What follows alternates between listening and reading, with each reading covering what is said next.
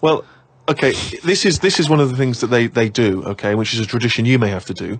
These combine, right? They invert their penises, so they push their penises back up inside their bodies. Like a sock. If you were over there, you may well have to try it yourself. You would have to try it yourself. If you went there, you'd have to try it yourself. But even cavemen had little pants on. Why haven't they? Whoa! Slow down. Rewind. What do you Again, you've been watching the Flintstones. No, it's just, you know... Is it a leopard skin pair of pants that's actually quite a... Go on. But it's a well-known fact that they wore, like, bear pants or whatever. Bear pants? What do you mean, bear pants? No, listen, you are a qualified anthropologist, so what... I mean that, you know, whenever you see them on footage or in a museum... Footage? Yeah. Whenever you see that early It's a bit shaky, isn't it? Yeah, it's black and white as well, isn't it? Caveman footage. You always see them wearing a little bit of fur little pants and that. So... What I'm saying is, even though, what year is it to these people in the woods? I don't know what this conversation is anymore. He's just clutching at straws. His mind, it's like a fly, his mind, isn't it? It's just buzzing round, it's trying to find a window, it is just like... hitting against pieces of information, but then just bouncing off. Yeah. Dazed to perplex. Yeah, forget it then. Well, if you can't put up with it, you're not good enough, are you? You've got no stamina. And yet he gets a plaque, is what I'm saying. It's annoying. Who would you like to see get a plaque in the modern world? Who deserves a plaque, in your opinion? Probably, like, nurses and that, who do a lot of bad things that I think I couldn't do that. Carrying lungs about and all that. No, but I couldn't do you know what I mean? That's one job that... my mum wanted me to be a doctor. Whoa! What was she thinking? Oh, what's her expectations like now? Apple didn't fall far from the tree. Oh, when did she start giving up that dream? At what age did she start going, Carl, you don't need to study your books anymore. Go and play with the worms in the garden. When did she sort of, like, let you off that dream? Is it the day that she caught you with a spoon up your nose?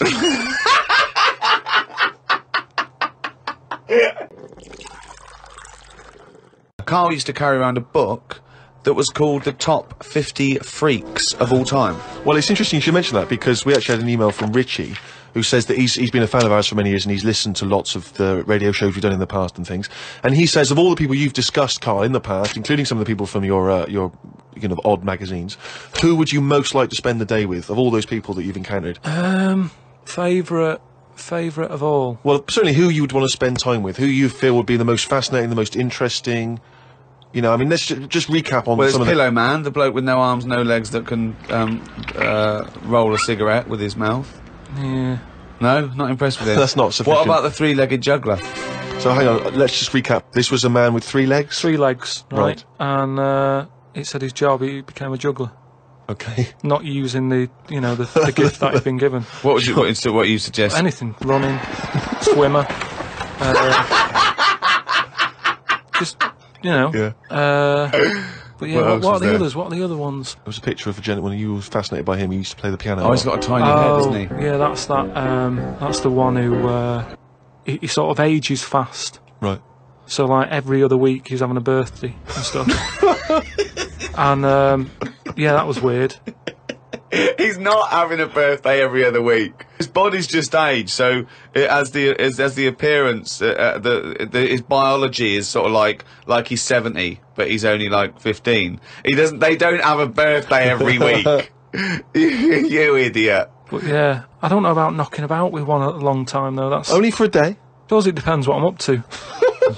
Because if we're going out and about, the Pillow Man would just be a bit of a drag. Whereas if you're going for a walk across, the 3-legged guy, ideal. So yeah. Oh. I mainly eat just so I keep going. I'm not that bothered about, because I don't really taste it anyway. I just shove it down. You're like a horse. I mean, to be honest, it annoys me the way people worry about food now and how there's so much to choose from. I think it's got out of hand. I'll watch... Any form of choice really worries you, doesn't it? No, you don't like choice. No, choice is good, but not too much. It's like with anything now, if you go into a toffee shop, there's like loads of different... Where are you going to find a toffee So shop? you're in a fairy tale. You're in a Dickens tale in the 19th century. You're in Shrek. And You go into a toffee shop. What's your point? You go into a toffee shop. What I'm saying, you go into a shop full of toffees. You've just come from the candlestick maker. Right? You go in there and there's just too much choice. It's like, what? And I can stand there up to like 4 minutes, sort of going. Up to 4 minutes. So specific. 4 minutes. So he's in a toffee shop in a top hat. Well, he's only got 4 minutes. He's only got 4 minutes because he's got to get down to the pea green boat that he's sailing off in. No, Good but morrow. well, forget the toffee. Could I have some of your finest Oxfordshire toffees? So you'd prefer it was just one selection of toffee? That's all they've got. Well, maybe two. What I'm saying is, right, there's now too much choice. Whenever you get a menu in a restaurant, it's not like you don't just go, oh, right, what is there? Yeah, I'll have that. There's too much. It's like a book, and you look at it all. And then you've got to that point now that people are even taking a risk when they're eating. What do you mean? You know, in Japan or China or something, they're eating that fish that if it's not cooked right, it can kill you. Right? Not worth the risk. And there's so many other fish. Yeah, I agree. Why Have mackerel, have a bit of cod or whatever. Yeah, As soon as there's a risk, take it off. Take it off the I menu. agree. I totally agree. Not worth it. We've got a fish that might or might not kill you. Well, is there anything that definitely won't kill you? Yeah, but a chicken won't kill you. I'll play safe then. I'll have that. I love that. I love the chicken. That's what I'm saying. But anyway, we were talking about sayings and that. Right? Stitching time saves 9. Don't. You know, I'm never going to use that. I don't think anyway. Okay. Suzanne. You're never going to understand it fully, are you? Suzanne repairs me stuff anyway. It doesn't really matter. But what about the one? About the one in greenhouses and that? People who live in glass houses shouldn't throw stones. Well, I'm intrigued to know if he's fully got to grips with this. Just Okay. give us your explanation again of what you'd take that to mean. Well, just don't be chucking stuff about. Really? So, well, if that was it, they just say that. No, but that saying's been around a lot longer than we think. That's when people probably did live in basic glass houses and stuff. No, whoa, What they mean now? Who has ever lived in a glass house? So cavemen went from rock to a nice crystal structure, did they? What are you talking about? When did people live in glass Well, no, houses? what they mean now, when that saying's used now, they mean sort of, you know, plasma tellies, ornaments. No, they don't. They're saying don't chuck stuff about because you'll break it. No, it's not about damaging your own property. They don't mean you're inside the glass house throwing rocks inside your own glass house. It's a metaphor. Carl, what is an analogy? It's sort of like a little story told quickly. Isn't it? It's a little isn't it? story told quickly. To what end? Well, it depends what the story is. You see, I just prefer sort of, you know, what you say is what you mean. So people who live in a glass house have to answer the door.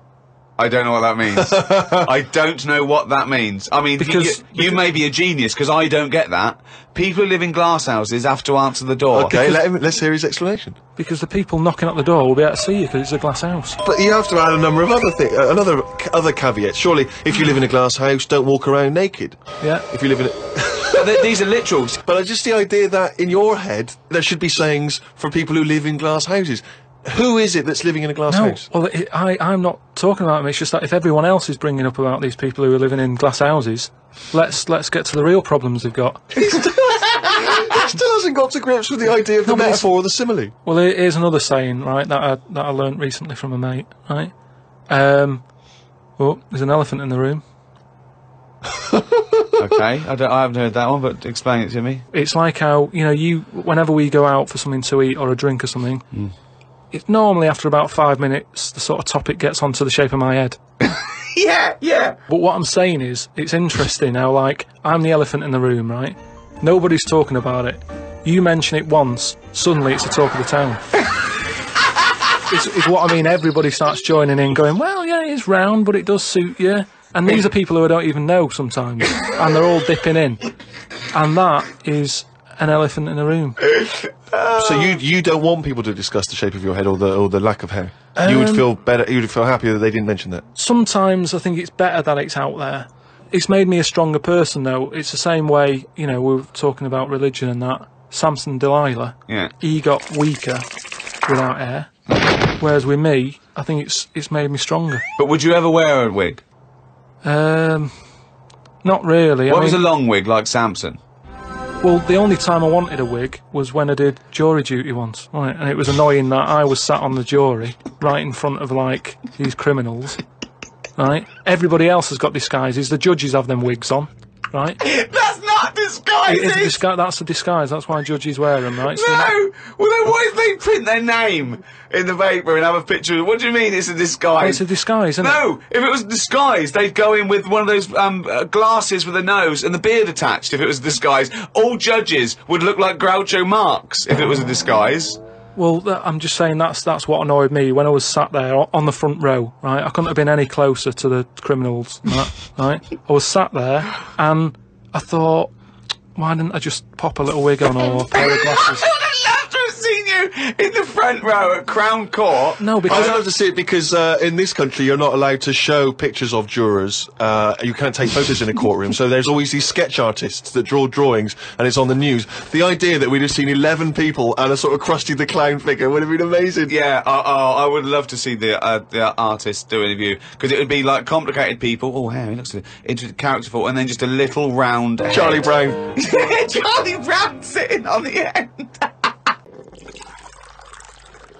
like a rubbish chicken that had like a rubbish life, you'd be going, oh, kill me. Carl, they're not thinking what's going to happen tomorrow. They don't know that they're going to get for the chop, are they? A chicken's not going, I'm fed up with this. I can't wait for that axe to be used on my neck. Yeah. Well, that's another now you've mentioned the cutting off of an head, right? Yeah. On the chicken. That's something else I've learned, right? It's like a pinball is mine. Amazing. Isn't it? Ding dong, bong, dang, ding, ding, da, da. Oh, head, ding, ding, chicken, head off, beat, doing. No, right, but this was in a proper science magazine as well. Right? Yeah. So you can't have a go. This wasn't something on the internet. This was printed in a magazine. You read it. Okay, and what was it? And here comes the filter. It's going to come out nonsense. Right, well- you could have Professor Stephen Hawking sitting there whispering stuff in your ear, and it could all be true. But when you said it, gobbledygook. Well, let's see then. Let's see, right? What they've done another experiment, right? Yeah. They've cut somebody's head off, right? And they've worked out that when the head comes off the body, it stays alive and that No. for 30 seconds. Well, no, they don't know that. They can never know that.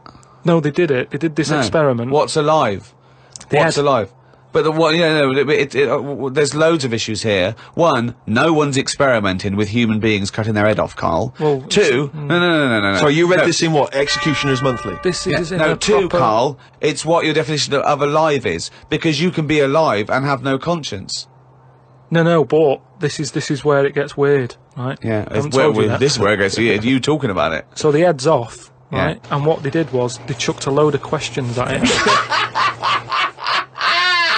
All sanctioned by the government. Yeah, this is all fine. So the head lands perfectly on the neck and goes, what do you want to know? And it said So they're asking questions, and it's going, do you know what? To be quite honest, I don't answer your question. I'm a little bit annoyed about the execution still. well, that was the interesting thing. They said it's about No, it's not. It didn't happen, Carl. me hear it. Oh, don't talk Let me shit. hear it. What are you talking about? Who? These people around in white coats going, quick, ask it a question. It's bleeding. right. So they said for about 25 to 30 seconds. The last 5 seconds, it is sort of like can't be bothered answering them.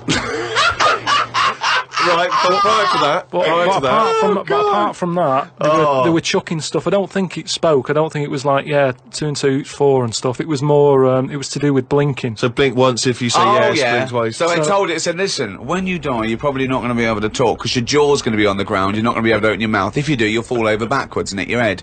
Now listen, blink 1 for yes and 2 for no. Yeah, right. Yeah, not too bad. Yeah, is the axe nice and sharp? Yeah. Promise? You're Do you talking promise? shit again. You promise to do it? Yes. All Yeah, right. well, yeah. The thing is, they wouldn't be able to do it with you, because if they cut your head off, it would just roll. It would roll away, because it's perfectly spherical. They would go, oh no, there's Plus, no... it takes about 20 seconds whenever you ask Carl anything for the question to process and for him to start to formulate an answer.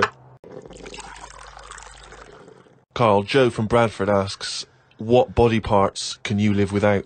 He wants to know. He's obviously having sleepless nights thinking about this. What? So. With a brain. He's coped this far. I did a bit of an experiment on this, right? Brilliant. It's my job at home to wash up, right?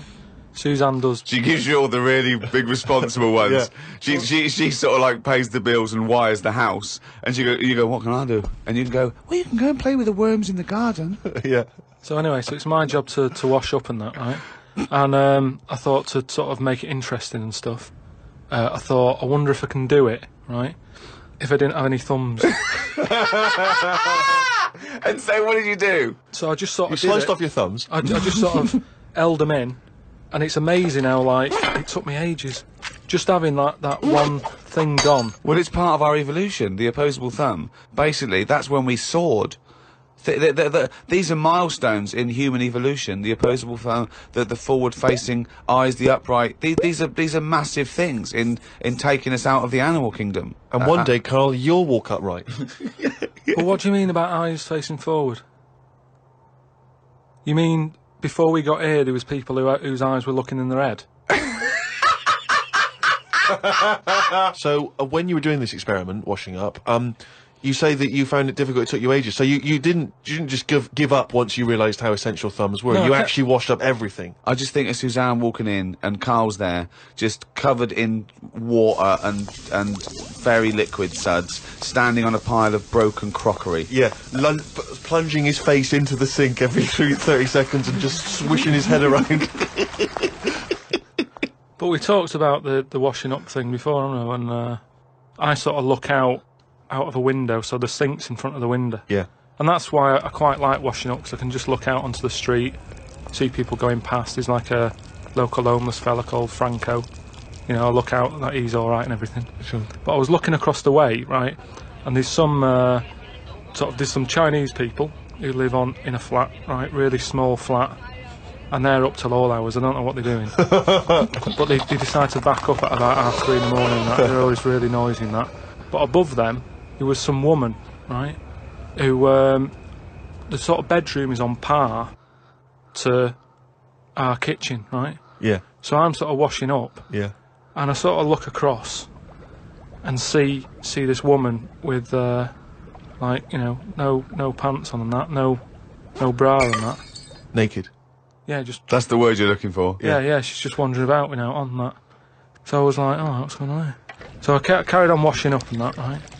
And kept looking, and then I was looking and she looked at me. Right, so we made eye contact. Sure. So I was like, oh God, right?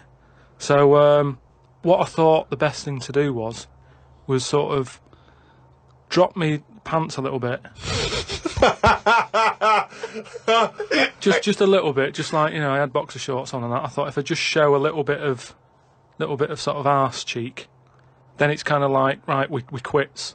Right? I don't understand the thinking. So Suzanne's watching the telly, right? I think she was watching Sex and the City or something. Yeah. She sort of turns around to see how I'm getting on with the washing up, right? She sees me with, like, me pants sort of down a little bit with my arse out. She said, what are you doing? I said, don't look now. I said, but there's a woman over the road, right, with no pants on and that. She caught me looking. I'm just giving her a bit back. I love the fact that he explains the rules, and Suzanne's meant to go, okay. That makes sense. But I don't. So hang on. So you showed a bit of your arse. You turned presumably to show the arse, or waggled the arse at the woman. I had to lift it up a little bit on the sort of on the draining board. What? Hang on though. What did she do? Did you register her reaction when she saw a bit of your arse? What happened? When she saw my arse, yeah. Well, then I wasn't looking because I thought, in a way, I don't want it to look like, well, I've seen a bit of your stuff, here's a bit of mine. I just thought, at the end of the day, I caught a glance of you. It's only fair. You've had a bit back. You know, I'm not making a big deal out of it. I genuinely think James Stewart missed a trick here in Rear Window. Yeah. This would have been, you know, a much better film had James Stewart just popped his pants down. It would have given a whole new meaning to the title Rear Window. Yeah, exactly. It's tricky though. I seem to be surrounded by people like that. Remember that film, that Sliver or something? Okay, right. When they've got video cameras. Yeah. I'm just looking onto everybody's world and just seeing what people are getting up to. There's nothing wrong with that. Brilliant. That's why I like washing up.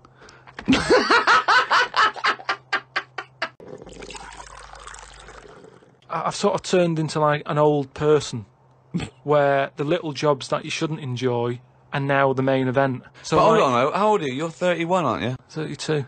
32, and you're pottering around, not knowing what to do with yourself. Well, like yesterday, Suzanne's shoes needed to go to the cobblers, right? I haven't heard the word cobbler. I didn't even know cobblers still existed. I only ever see that in Christmas films made by Disney. Well, I had to go and do that, and that suddenly... Because last time you were going to the toffee shop. Yeah! And now you're going to the cobblers. Next week it's the candlestick maker. But all I mean is, that suddenly is a nice little day out. I'm sort of putting my coat on, going, right, I'll go and see the cobbler now and go and have a chat. Tell me about the cobbler. You didn't come back with 3 magic beans, did you? No, the cobbler's all right. He's doing, he's fixing shoes and that. He's cobbling all day. Have I told you about my Uncle Alf, who was a cobbler? No. I'm sure I told you about him. He's the one who he lived in like a bed sit, and he had 2 tellies. He had like one that the sound didn't work on, and one that the picture didn't. But both together, it worked. Oh, right, okay. So as long as he was watching the same channel on both, sound came out of one telly, and he'd watch the picture on the other.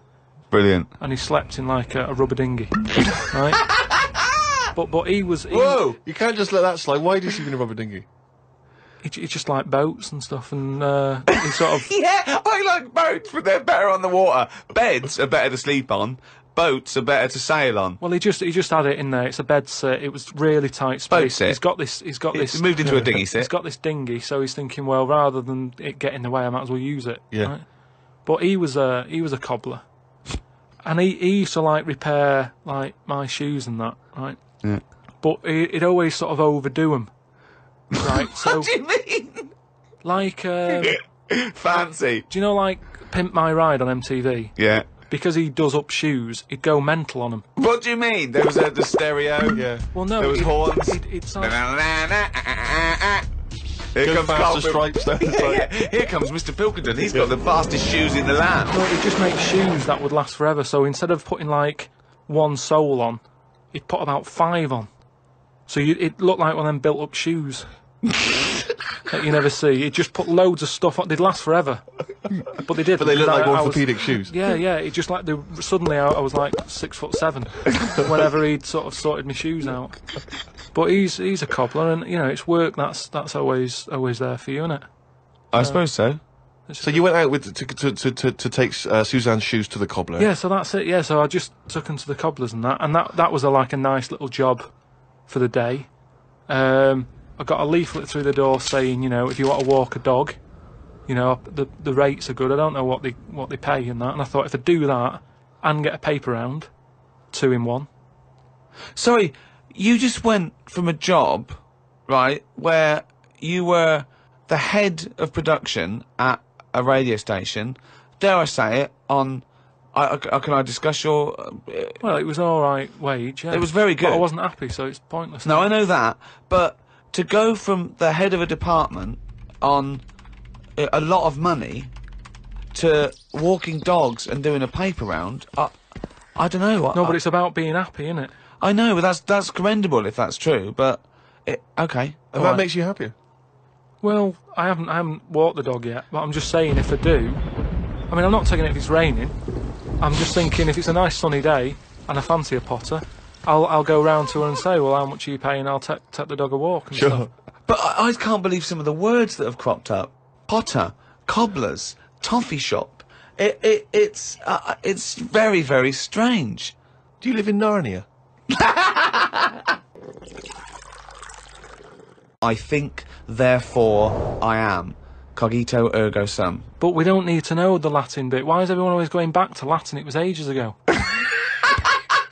Why is that language always being... And were Latin people always in a rush? Because they seem to be like words for full sentences. Why couldn't they just take the time and say what they want to say? And it's just like, what was the rush? to teach Latin. What A stitch in time saves 9. is it to do with sewing? Well, yeah, sort of.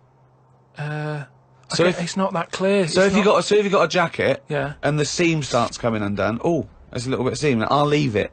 Oh, it's getting worse and Right, worse. Soon right. your sleeve falls off. So you just need 1 stitch there. That'll do it. If you do it now later, you'll need 9 stitches, and that, of course, is an analogy to other things. But it depends if you're busy at that point, because if you've got something else that needs doing, that means that isn't being done because you're messing about sorting out a hole in your coat, is what I mean. Yeah. You can't always do stuff straight away. So maybe, I don't know if there's a sort of a middle ground where you don't have to do it straight away, but stitching A stitch sometimes time, today. say in 15 or whatever, meaning you don't have to do it straight away, but just do it before it gets really bad. Brilliant. Do you think yours is less poetic than A Stitch in Time Saves Nine? So yours is, this is what you wanted to be a quote, right? Where, well, you could do it now, but if you're doing something else, then, you know, well, don't do it immediately, but do it soon so it doesn't get really bad. Karl Pilkington. No, but it's the same. That's the same way I treat most things in life. It's like I never go to the doctors unless it's really That is sensible. bad. That is very good advice. No. That's brilliant advice Well, for it is, anyone though. listening. Never go to the doctors. Unless it's really bad. But that's why a lot of people, you know, die because they don't want to bother the doctor, or they're mildly embarrassed, or they don't know symptoms, bad symptoms. Go to the doctor if you're not sure about something. Like you were terrified to go and have your prostate. Still not doing it. Why not? I wish you wouldn't talk about it, because now Suzanne will listen to this and she'll go, "Oh yeah, you haven't been," and start dragging it up again. But why are you worried about a little a qualified doctor? I don't know what they're doing up there. What they What just year are we in? They. What are you talking about? They pop their finger up. That's what I mean, though. Why? Why are they still using the index finger? What, would you prefer the forefinger or the thumb, would No. you?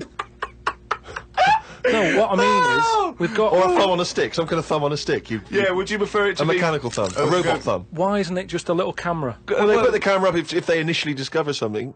But just put the camera up straight away. If I'm No, paying they for don't the need visit. to. They pop the finger up, feel that the prostate isn't swollen, wiggle it around a little bit up your back passage. What are you worried about? I don't think they need to do Are that. you in this embarrassed? day Are and you age. embarrassed about being in a room with your trousers around your ankles and a little fella A popping his... little bit, yeah. Why? And the other thing is, it's not just that, is it? So you go in there, they check your heart out and that, which to me is the most important thing, because that's what keeps you going, isn't it? Yeah. You've got to go there. You Yeah. sat on the bus, stressing out, thinking, oh, in less than half an hour I'm going to have a finger up the arse, right? What is the problem? And they go in, they check your heart, they probably check your testicles and that. What's up with that? They take your testicles, yeah. Yeah, That's... but it's all building, and you've sat there going, oh, soon that'll be happening. Yeah. And that's what puts me off. So if they just came round when you were asleep, Suzanne just let them in and goes, "He's over there," right? Yeah. And they crept up and went, bang. You go, what are you prefer doing? that? I just don't understand why they don't teach you how to do it yourself. How can they? Wow. How can they teach? Imagine you squatting in a corner with one hand on your bollocks and the other finger up the arse going, it seems to be alright. Carl, you don't understand the phrase "a stitch in time saves nine." I don't think you should be doing any kind of invasive medical research in your own human body. But then Who if knows what trouble you're going to cause? No, but then at You would least get stuck. Yeah. You would get stuck. Susanna would come out, your fist would be up your own arse.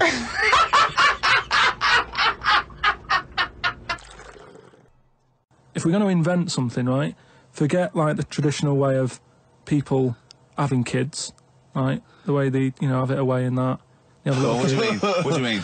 No, like the way that we have kids and stuff. If it'd be good if what happened was to control it is if man and woman, right? They're born and that, they enjoy their life, they learn a lot, they live to be about 78, I think, by that point. So specific. No, but by 78, I reckon you've sort of got to that point where you go, do you know what, I've done everything I'm going to do. If you haven't bungee jumped by the time you're 78, you're not going to do it. You know what I mean? So it's kind of like... Your hips have come off. You've done it all now, Yeah. and then you die, right?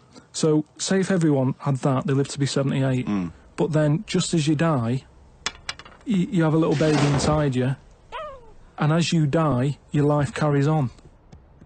Sorry. How is are this you- happening? Sorry, are you mental? No, but don't you think... I mean, what? I've never heard such drivel. You're saying that, but if Newton said it, you'd go, interesting. That's what annoys me. The point is, Carl, he never would. He'd What? never say it, that's the point. But if you never say it, I don't understand what you're talking about there. What, how was it? How is there a little baby in a 78-year-old? No, what I'm saying is it's like an apple, where the apple grows and it's got its little baby pips in it, and the apple goes and the seeds are planted and a new one's born. But that's what happens. But that is what reproduction is. Yeah, but I'm saying babies aren't being born left, right and centre. It's controlled, so that as someone dies, someone's born. But Carl, stop. Whose responsibility is Look, this? if you don't want to do it, we won't do it. But I'm Is it just supposed to be nature? Has nature got to develop humans so that we act that way? We live that way? Or is this a scientific experiment? Like he said to you then, he said, look, if you don't want to do it, we don't need to do it. Like, if you were up for it, we'll sort it out. We can do that. We'll have a whip round so we can do the research. I just think, at the end of the day, we've got to do something. And is anyone keeping an eye on this and looking at what we can do next to control the population thing? It does my head in that I've got to live in London for work and what have you. And there's loads of people here. And, you know, forget going out on a Saturday night, it's too busy. And you can't move, and they keep... I mean, what annoys me about London So is... your solution is that 78-year-old women have little babies inside them, and as they slip away into death, the little babies... And how is that baby then raised? Who looks after the baby? Because it's a pretty good system, having a baby while you're young enough to look after that baby and make sure it lives to, you know, reproductive age itself. I mean, that system's been working for years. Nature's sort of sorted it out. Natural selection and evolution sort of makes that a good model. But wait a minute, nature. Pop that on hold, because karl Pilkington's got an idea. Yeah. That's what it was, just an idea. Yeah, well, it was nonsense. But thank you for it. The worst. I mean, it was the ramblings of someone you'd find by themselves in a hospital eating flies. This is the sort of thing you find when, if they find maybe a pamphlet or a booklet written by a psychopath. You know, someone, just before they went on a rampage and then turned the gun on themselves, they go through their possessions and they find a book and it's got weird drawings, women with knives in their face, and this kind of garbage. In fact, I saw a similar sort of theory written out on a wall, but it was written in shit. Exactly. Yeah. No, all I'm saying is, I think it's, you know, when people die normally, everyone's fed up about it, aren't they, and a bit down. But if when you pass away, you go, oh, we're going to miss Gladys or whatever, but then there's this new life brought in, it's almost like a bad news, good but news. you're talking about it like someone could pick this idea up and run with it. Like you've given them enough information to do it. How is this possible? Where does she get the baby from? Why does it grow? Why grow it in Gladys's belly? Why not have it in a drawer? But what I'm saying ready to go, just add water. I mean... Who looks after son of Gladys? There is no theory here. There's no... It's the ramblings of a madman. Dinosaurs and man did not coexist. The dinosaurs had long gone before man arrived. Extinct. Kaput. You don't believe us? What, you don't believe because you've seen... Because you saw that film where they took pictures of lizards and magnified them and put them next to men in film so they looked like they were fighting. Yeah. No, but why couldn't that have happened? What is the film with Raquel Welch? A million years BC. A million years BC or something. A million years BC. Brilliant. Yeah. Yeah. No, but... She had a sort of woolly mammoth bikini. Fact. But why wasn't the dinosaurs back then just like how we have dogs now, in a way? He's watching the Flintstones. He's thinking of the Flintstones. Yeah. That's what he's when thinking. He puts out the saber-toothed tiger. Yeah, and then and he mixes his concrete in a pelican. Yeah. I just think that there must have been a crossover point. Why? Why did you say that? Why do you think there must have been There a crossover must have point? been. Because if nothing was knocking about at any point, how did anything carry on? I know. Exactly. Why didn't Hitler meet Nero? It's weird, isn't it? There must have been a crossover. They must have met somewhere. They must have met at a party somewhere. They mixed in similar circles. Yeah. They must have bumped into... I can't believe it. Yeah, forget it. Oh. I looked at the wall and there was like a little piece of paper stuck on the wall, right? And I said, what's this here? So I wandered over, right? Got right up close to it, and somebody had wrote it. Somebody had wrote it? No. Somebody had wrote it. Right, go on, sorry. So there's a little sign there, right? And I go up to it, and it says, flies, right? With an arrow. Flies, like, flies this way, right? I think that's a bit weird. So I follow the arrow, right? Which goes to this corner where there's a shelf. About 3,000 dead flies on it. Oh my God. Condom stuck on the top. That's weird, isn't it? That is weird. That is weird. Right? So I'm looking at that, and there's loads of stuff on the floor and that, bits of paper.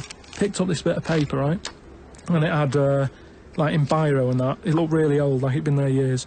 And it had, something like, need nappies, dummy, right? Blankets, blah, blah, all this, like, all stuff for, like... And I turned it over, right, and it said, none of this now needed, baby dead. Right. Now, that's weird, isn't it? Now, that's what I'm talking about when you get a bad vibe. You go, that's who's been in here. It's bad vibe. It's just based on the fact that... Your mate's in charge. Yeah, that's terrifying. I mean, yeah, so it's like saying, are we scared of the dark? Yes, I understand why people are scared of the dark. I'm a little bit scared of the dark. You're walking along. Because you don't know what's in it. Yeah, you don't know what's in the darkness. That's why people get nervous. It doesn't mean you have to make the leap then that you've got some paranormal sense. Oh my God, I'm Karl Pilkington, and hang on, just like Derek Acora, I have sensed something strange and evil in this room. Wait a minute, there's some flies in a condom. I was right all along. That is weird. Flies in a Johnny equals badness. The flies in a condom was weird. It's weird. I don't know. But the note. I just think of his face when he saw that, reading it by torchlight. You must have been terrified. It's a bit odd, isn't it? Yeah, I know, but I remember one on our estate, right? And she was a bit... What's the word that you can use? Because I don't want to offend anyone. But I'd say, but sort of mental homeless. Is that a term? That's the official term. I think that is the new official term. It's mental homeless-itis. Right. So she lived on the estate and what have you, and she aged. How was she homeless if she lived on the estate? Well, she sort of decided to stay around there because I think people on the estate spoke to her more than people who had money. So this mental homeless woman on the estate, and what she used to do, right? She acted quite normal, and she used to always push like a pram around with her, right? And everyone was like, she can't have a kid, can she? Right? And she was dead happy every day. She was up and down, walking up and down the road. Anyway, one day she sort of walked past, right? Turned round and looked in the pram. There was a bucket with a face on it.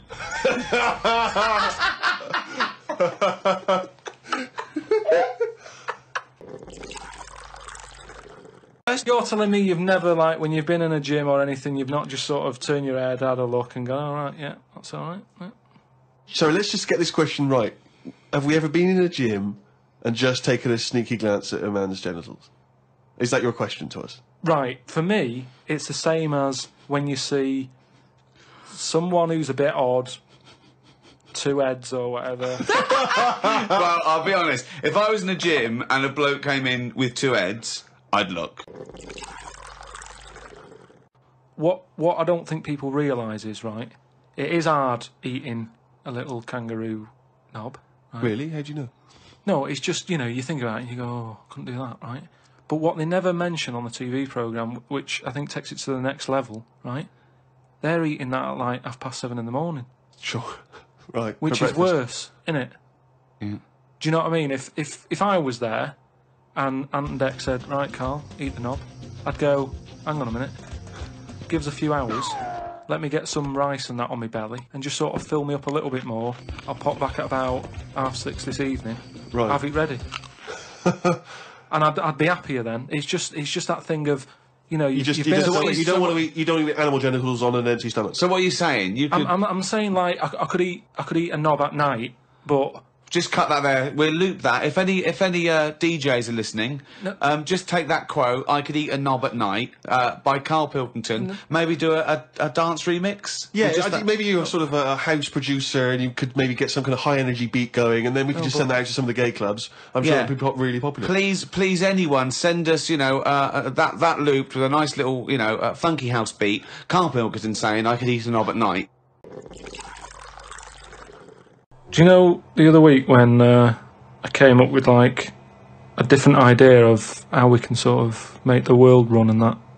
Can we just have a quick recap of that? Because I seem to remember it was a load of old arse. It was ridiculous. It was he was saying that the world is overpopulated, so the system would be where people were living too long and stuff. So what happens is people live till 78. I don't know how you can enforce that, right? Yeah. But when they die, they've got a little baby in their stomach, like a pip in an apple, that then carries on when they die. Right. It wasn't a theory. It wasn't an idea. It was the ramblings of a mental case. You're saying it's stupid, but someone's emailed in and said, "Oh yeah, that's pretty good." Just saying.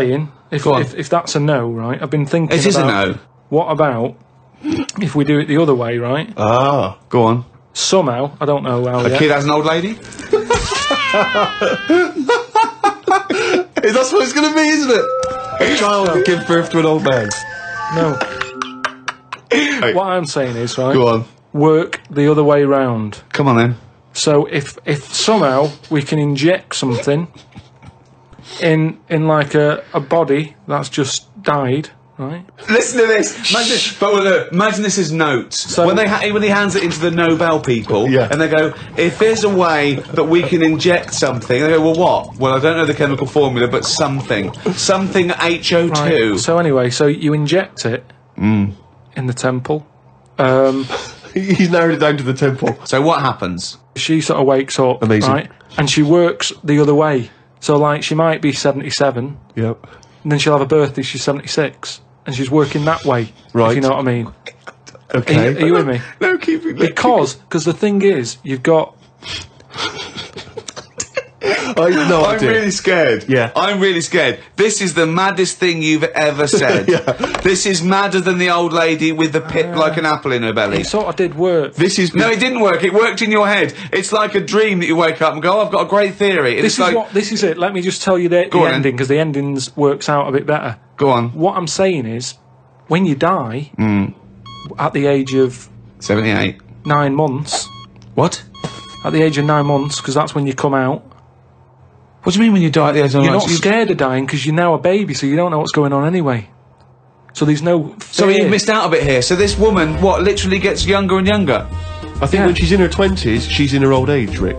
Yeah, but it doesn't matter because that's the fun part of your life, isn't it? When you're 20 and you've got all your energy and that. So before you die, you're actually having a good life, rather than it being the other way around. But does she do different stuff than she did on the way up?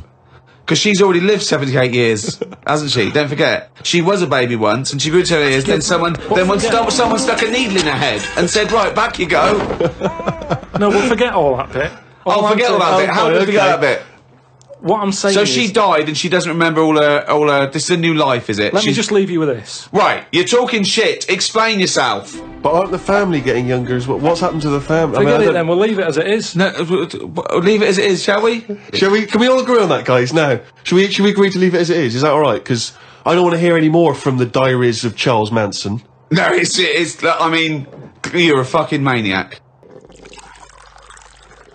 A friend of mine got a gift, or rather gave it as a gift. I don't know if you've been familiar with these. It's a charity organisation, and you go on their website or you phone them up, and you can give someone else the gift of, say, a goat. And it's a sort of goodwill thing, you know what I mean? So you buy an African family a goat, and it will help them for years. And it's like you're saying, well, I would have bought you a present. Yeah, but I've used that money wisely. Yeah, so it's almost like they've given the present. They've given the goat. Yeah, it's a beautiful idea. But as soon as he told me about it, I thought to myself straight away, knowing Carl's views on charity and giving, I wondered what his views would be. Well, are they happy with the present over there? Like the people who are getting it? You're an idiot. What, you think an African family wakes up and there's a little goat with a ribbon tied round it, and they go, oh, look what Santa brought us. Look, and that mince pie's gone and that glass of milk. You're such an idiot. No, but what I'm saying is, does that family want a goat? Yes. But why? It's not they want a goat, it's they need a goat. Do you think... What do you think this organisation is? Just arbitrarily giving goats to people. They're going to say, oh, I wanted Nintendo. What are you thinking? Well, what I'm saying is, right, let me put myself in their shoes. Well, this will be a first. Got any, but say I'm one of them, right, over there. Right, I'm sat there, it's Christmas Day, right. I open it up, open the present, little goat there, right. Now, if I was one of them, I'd be going... Not another mouth to feed. At the end of the day, there isn't enough food to go around for themselves, never mind a goat.